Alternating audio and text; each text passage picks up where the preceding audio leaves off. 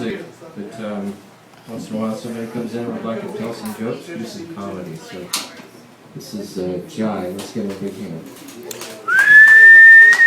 Thank you very much.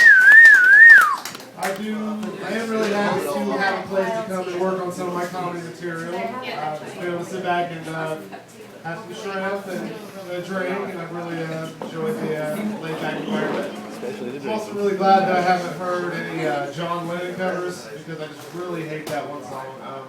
Working Class Hero. Oh, I hate hearing that song. Let me explain why. Because every time I hear that song, I start breaking down. And I don't think you guys want to see a girl make cry in public. So when you guys get up here with your guitar, please don't play that song. Because really, it hits me right here every time I have to hear it. I do realize this is not a comedy club. I've been to comedy clubs and done open mics there. It's a little bit different. I'm going to try not to pick on everybody because, you know what I mean, this is like a nice, relaxed bar area. I don't really do a lot of cussing in my routine. I don't think that you have to get real vulgar and explicit to kind of get your point across. And the reason I say that is because I used to go to these raves when I was back in Chicago, and we'd go out to Philly or something like that. And they have this type of music that would play out the raves. Now the raves is like a big warehouse, and you get to dancing and hanging out. They have this type of music called booty house. Okay, now it's exactly how it sounds. I don't think I really need to explain it to you guys. It's and everything that has to do with that word booty. And the reason that I say that you don't have to be so explicit, because they'll never ever be able to top the dirtiest song that ever was made anyways, and that's I Want to Hold Your Hand by the Beatles. Because honestly, if somebody wants to hold your hand, you kind of know where that's going. And like, are we holding hands like this?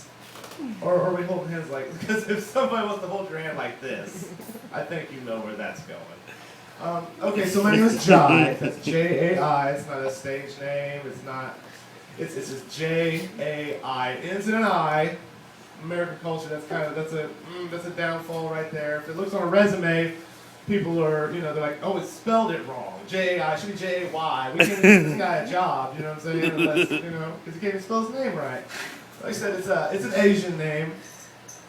I'm not Asian. You know what I mean? I do have one Asian joke that I like to tell when I get up here and explain my name. This is my impression of a man in China. So, would you like some tea, round dog? Because he pushes his eyes together. That's what you do if you're a jerk. You know what I'm saying? But that's how there are some jerks over there in China, and that's probably how they talk about us when they're being jerks. So, like I said, my name's Jai. See, I'm a huge Dead fan. Huge Dead fan, but I don't sell drugs. Sorry. I don't talk about the banks I rob either. So if you want to come up and start talking about bank robberies or drug dealing, it's not going to go down. Like I said, I'm a big Dead fan. I'm really not down with this is the past couple of years, this Occupy Wall Street thing. I understand kind of what they're trying to do, but I don't like hold signs or protest stuff. I don't see the big deal with protesting money. I like money, so it'd be kind of counterproductive, you know what I'm saying, to go out there and, protest big money when you really want to bring it to you. You got to use that energy a little bit more wisely. So let's see here. Like I said, I like to tell jokes. I like to make fun of people. So I was trying to get warmed up earlier before this open mic, and I went to my friend and I was like, you know what? You're fat. Broke out my fat jokes. I said, you're fat and you're fat. And I was just about to unload on him because I think I'm witty. I like to write jokes. And he says to me, looks at me, he says, Jai, it's not my fault I'm so fat. I said, you're eating right now. It's your fault. You're fat. And let me get down to these fat jokes. I got mama joke, fat mama joke. I'm going down the list. And he said, look, the only reason I'm this fat is because every time I kissed your girlfriend, she baked me a pie. I said, oh yeah? Well, you're so fat. Threw them all away. No fat jokes. No fat jokes in my routine. I saw some bikes outside, motorcycles. I just want to say I don't do biker jokes in my routine either. It's not that I don't think you guys are funny. I think you're hilarious. It's just that I don't want to die. So no biker jokes either. No fat jokes, no biker jokes, no Asian jokes. I haven't even told a joke yet.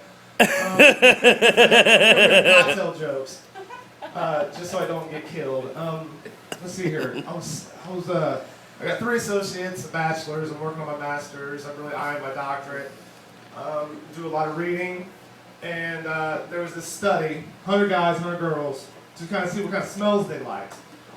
girls, they all like this like deep, musky, kind of like potpourri smells. That's the kind of smells girls like. Now, guys all like the smell of baked goods.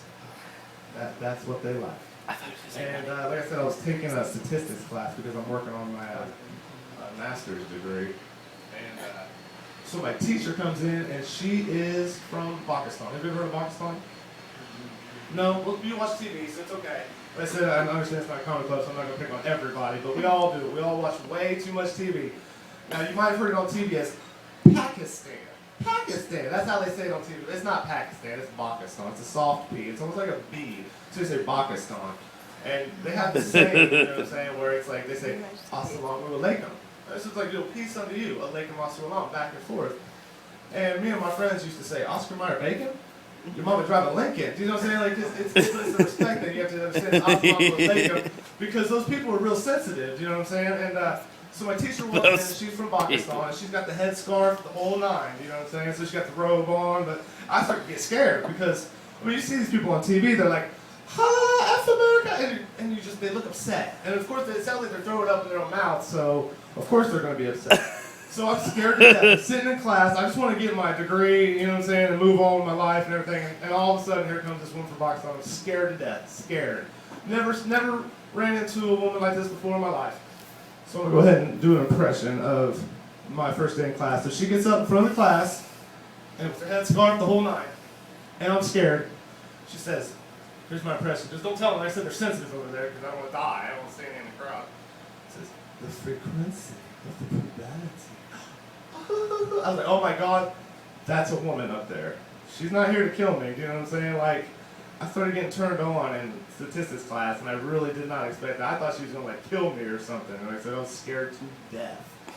But it was a big culture shock thing, because, like I said, I don't think I mentioned this. I grew up in Pendleton, which is mostly Caucasian, does not really get you prepared for the world. I've been living in Indianapolis for about 10 years, and I've noticed that I am scared to death of black people. And I see there's one in the crowd, I'm going to go ahead and just explain why real quick. Get this off my chest, I'm scared to death. I went to my white friend, and I said, I've been trying to get with this girl, Julie, and she is just not feeling me. Now, my white friend said, well, that's cool, we'll go play some PlayStation and drink some beer, all right? Went to my black friend, and he said the same thing, but here was the difference. Here was the difference. I'm playing PlayStation, trying to get my mind off again, turned down, and he says, hey Jai, I see that really sucks that you didn't get with that girl Julie. I'm like, yeah, just trying to get my mind off it. And he says, well, I see you're pretty good at your own joystick, so that's at least a good thing. And me, I'm white, so I was like, yeah, I'm the master of this joystick. That's darn right. And he says, you know, he starts scratching his head, and he's like, well, here's this pillow. I bet you can land your face in that if you really tried hard enough. And I'm like I said, I'm white. I have no idea what he's talking about. It just goes right over. Like I said, I'm scared to death. What else real quick? Since it is Sunday, I want to go ahead and end my routine by bringing up Jesus. Because if Jesus walks into the room, I'll be the first one to say, like, from the story, it's you. You're going to do everything you promised us. Like, that would be awesome. I could use some Jesus in my life. Obviously, from my training, you hear that I really, really do need some Jesus in my life. And, we're going to go ahead and end with a little bit from the book of Matthew. True story. Book of Matthew, Jesus is hanging out with his followers. And they all get real, real hungry. So Jesus says, I'm going to go get us some food, and so that we can get back to our talks. So Jesus goes to the fig tree. True story.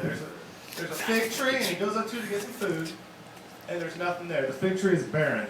So Jesus gets all mad, and Jesus says, may this tree never bear fruit again. He basically curses the fig tree. Basically, the moral of the story is, God hates figs. That's the moral story. Thank you very